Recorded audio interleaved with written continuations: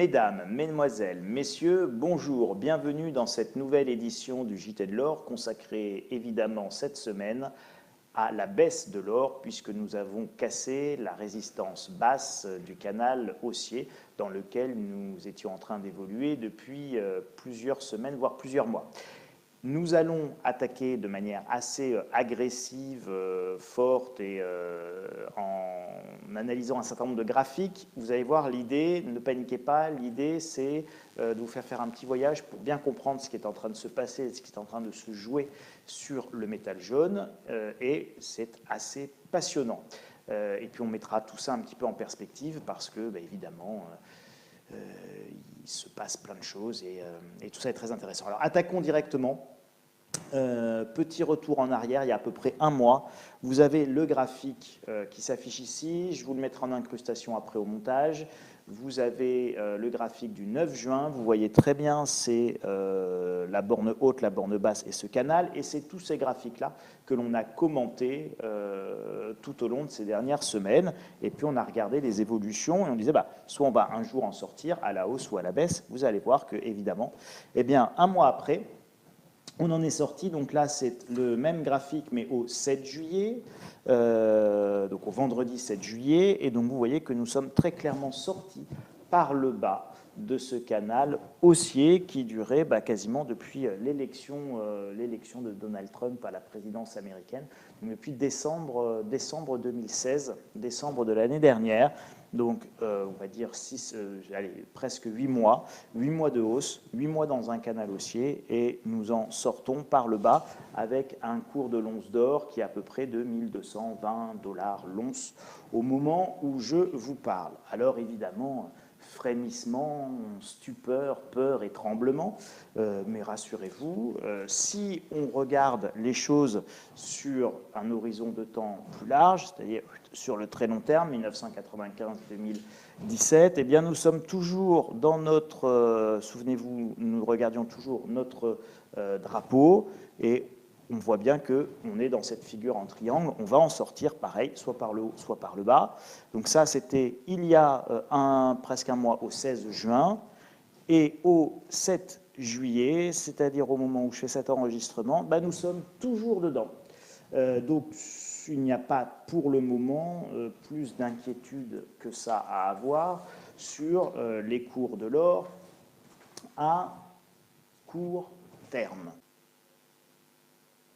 Et je dis à court terme parce que, évidemment, il y a bien une raison fondamentale qui explique, en tout cas à court terme, comme je vous le disais, la sortie par le bas de notre canal baissier.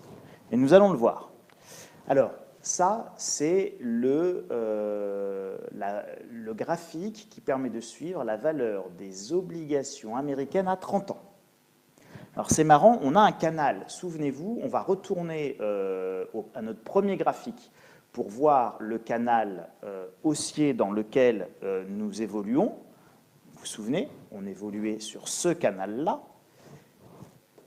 Aujourd'hui, on a cassé ce canal-là et regardez bien cette baisse et cette sortie du canal. On va avancer beaucoup plus vite et regardez, sur le 30 ans américain, on a la même cassure. C'est étrange tout de même. Et sur le 10 ans américain, qui est la même chose, c'est-à-dire l'obligation du Trésor soit sur 30 ans, soit sur 10 ans, on a également la même cassure au même moment. Alors ces graphiques-là, le 30 ans ou le 10 ans, qu'est-ce que c'est?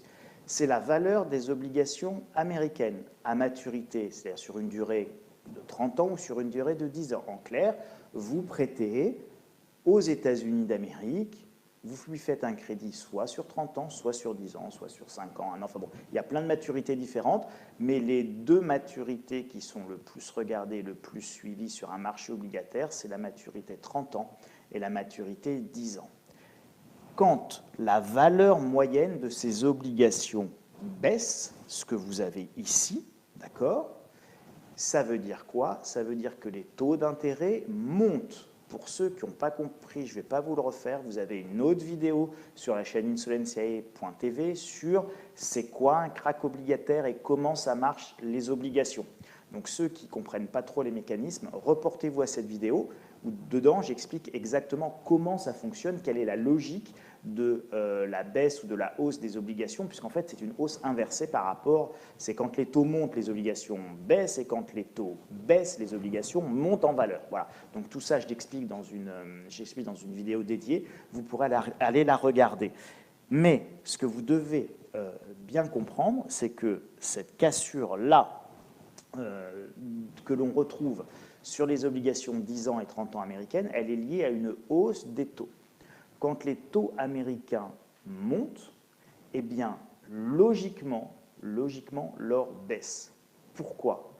Parce que dans les facteurs, nous allons le voir à la fin, dans les facteurs de hausse de l'or, vous allez retrouver évidemment la politique monétaire. Plus la politique monétaire est expansionniste, plus j'imprime de monnaie, et moins la monnaie vaut d'argent, plus l'or sert de valeur refuge et d'étalon pour la conservation de valeur, justement. Moins je fais de politique monétaire expansionniste et plus l'argent papier rapporte de l'argent, c'est-à-dire plus la valeur de monnaie est importante et plus la quantité de monnaie en circulation est faible, etc., plus ma monnaie s'apprécie, donc évidemment j'ai moins besoin de recourir à l'or pour protéger de la valeur. Donc, ce que je voulais vous montrer, c'est qu'on n'est pas cette baisse de l'or, cette sortie du canal haussier, elle n'est pas liée à des attaques fantasmagoriques. Il y en a, à des manipulations complotistes. Il y en a, rassurez-vous. Le marché de l'or est totalement opaque, y compris au niveau international. C'est intrinsèquement lié, évidemment, à cette hausse des taux d'intérêt. Et c'est normal qu'à un moment donné, avec les hausses de taux décidées par la Réserve fédérale, eh bien, on puisse se retrouver avec des moments un petit peu plus délicats ou inconfortables sur le métal jaune et sur l'or. Cela dit, il va falloir maîtriser votre inquiétude, votre stress, votre peur, hein, parce que sur le long terme, là ici vous avez la comparaison, alors c'est en anglais mais je vous le traduis, c'est la perte de pouvoir d'achat du dollar sur de 1720 à nos jours. D'accord ? Et le dollar, il a perdu quoi de 1720 à nos jours? Eh bien, il a perdu à peu près 99,9% de sa valeur. Et puis vous pouvez faire la même chose, alors pas sur l'euro, parce que l'euro, évidemment, est une monnaie qui est très jeune, 2001 dans votre porte-monnaie, mais si on prenait le franc, puis qu'on prenait l'euro, puis qu'on faisait un petit lissage de tout ça, on obtiendrait globalement exactement la même perte de pouvoir d'achat. Alors si ce n'est pas 99%, ce sera 98%, ou si ce n'est pas 98%, ce sera 97,9%, mais enfin globalement, on sera exactement dans le même ordre d'idées. Sachez que de manière économique, réelle et depuis la nuit des temps, la valeur de tout papier monnaie tend vers zéro avec le temps. Voilà, c'est une règle intangible et cette règle, elle est évidemment très très simple à comprendre. C'est que les gouvernements et les États finissent toujours par recourir à la planche à billets. Et c'est vieux comme le monde.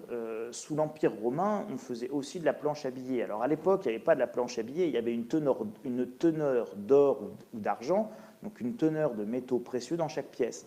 Et il suffisait, on faisait une dévaluation comment? On faisait une dévaluation tout simplement en diminuant la teneur des métaux précieux dans chaque pièce. Bon, ça revenait au même.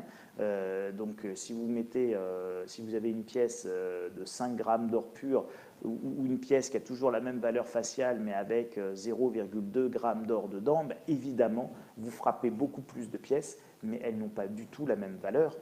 Quand bien même la valeur faciale est identique, la valeur réelle et intrinsèque sera différente. Et il faudra beaucoup plus de la pièce qui a moins d'or pour acheter exactement la même quantité de biens ou de choses. Donc c'est ça l'évolution du pouvoir d'achat. Et d'ailleurs, là, ici, quand on est dans les années 1800 ou quand on est ici dans les années 1930 et que vous voyez des grandes ruptures, ce sont des dévaluations qui sont liées à ce genre de décision. Et puis la dernière, c'était la fameuse décision de Roosevelt de dévaluer l'or par rapport au dollar. Donc voilà, donc le dollar, si vous voulez, son pouvoir d'achat, il tend vers zéro. Ça veut dire que de toute façon, sur le long terme, les monnaies fiduciaires ne sont de toute façon pas du tout une bonne manière de conserver de la valeur, donc du pouvoir d'achat. Je vous rappelle les 3 attributs d'une monnaie, c'est fondamental, n'oubliez jamais les attributs d'une monnaie. Le premier attribut d'une monnaie, c'est d'être un instrument comptable. Donc ça a cours légal, on compte avec, on fait un bilan dedans, on établit les comptes de la nation avec cette monnaie, on présente tous les documents avec cette monnaie, etc. Donc c'est un instrument comptable. Le deuxième attribut d'une monnaie, c'est évidemment un instrument d'échange.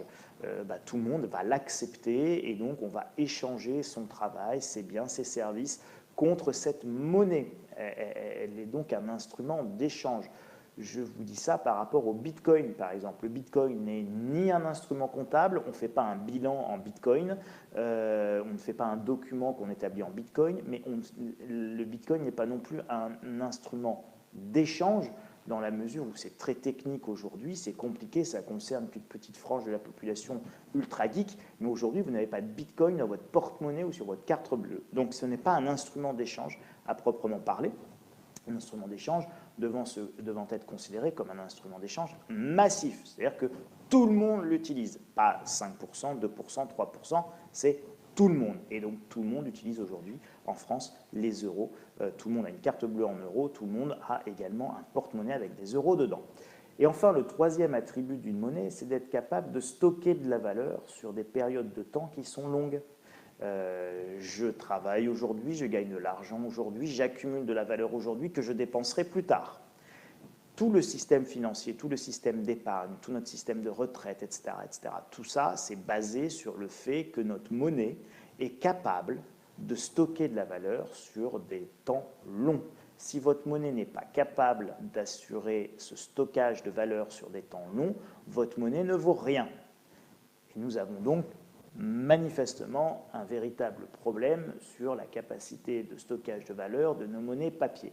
Donc voilà de quoi relativiser les inquiétudes sur le comportement de l'or à long terme.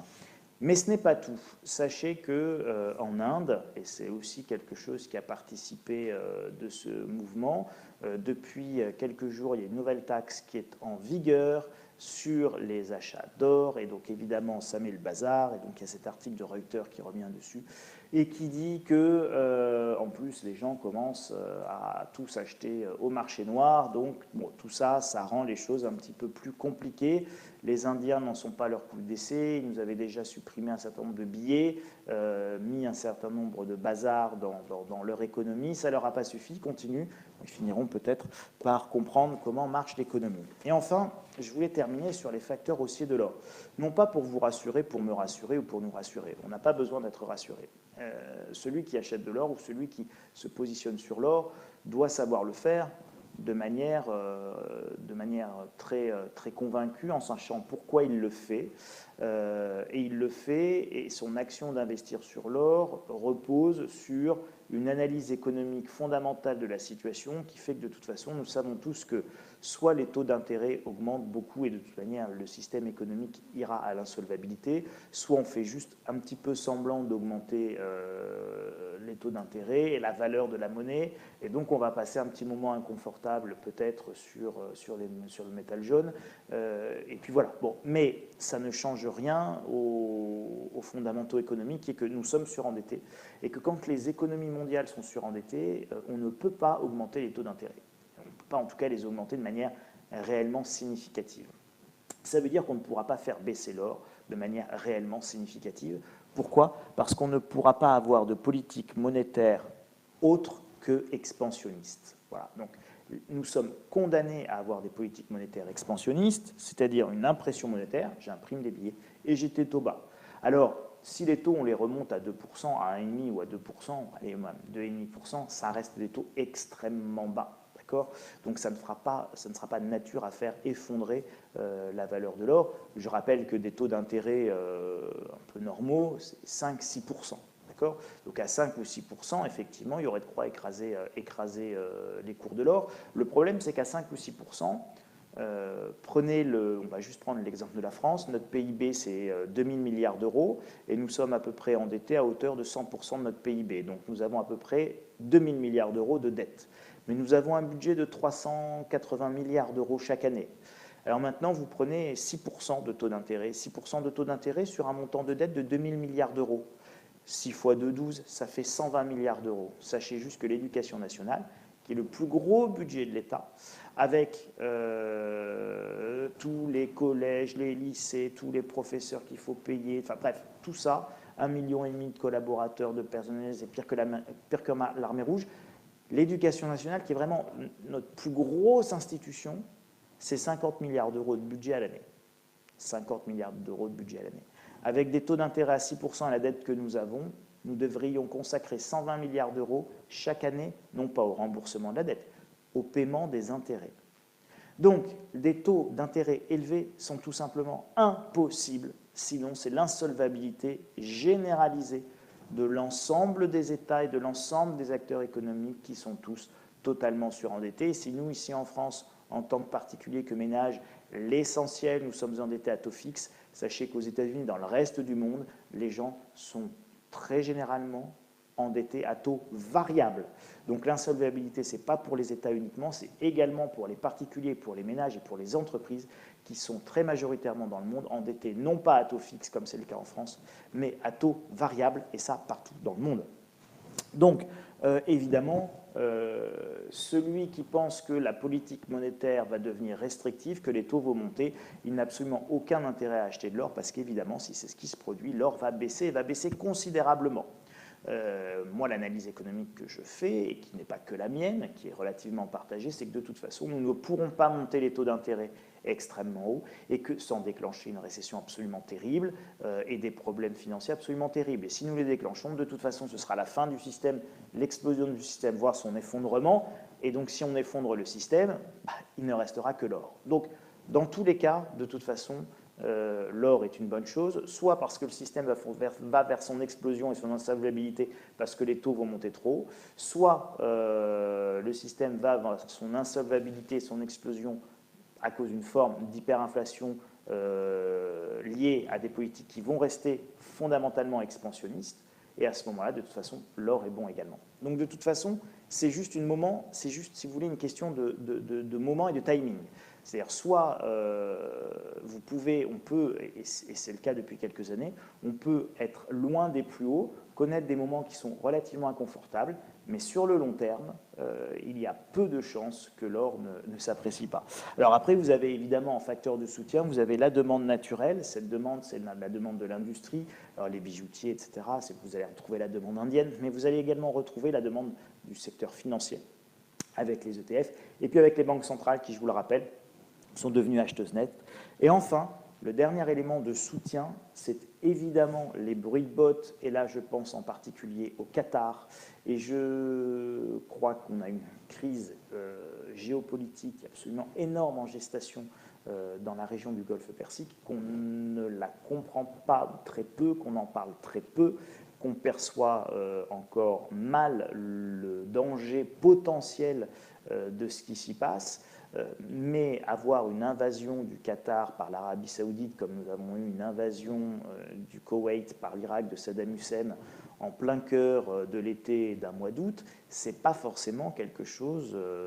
du tout forcément quelque chose d'aberrant, et ça pourrait tout à fait, alors là, nous faire exploser toutes les résistances, les canaux, tout ce qu'on veut, et nous ouvrir des perspectives de hausse très importantes. Parce qu'évidemment, ce serait une crise géopolitique absolument majeure. Donc les bruits de bottes sont également de fort soutien. Donc, on n'achète pas de l'or parce qu'on va spéculer sur une guerre au Qatar. On n'achète pas de l'or parce qu'on va spéculer sur le passage de telle ou telle résistance. Non. Celui qui met de l'or dans son patrimoine va en mettre uniquement parce qu'il a fait une analyse économique fondamentale. Et je crois que c'est ça qu'il faut retenir. Si vous avez des convictions, alors de toute façon, on en parle, c'est passionnant, c'est intéressant, ça permet de décrypter, de mettre les choses un petit peu en rapport les unes avec les autres, mais fondamentalement, la seule et unique chose qui compte, c'est vos convictions qui reposent sur votre analyse économique. Je vous dis à très bientôt et on se retrouve la semaine prochaine pour un nouveau JT de l'or. Merci pour votre attention.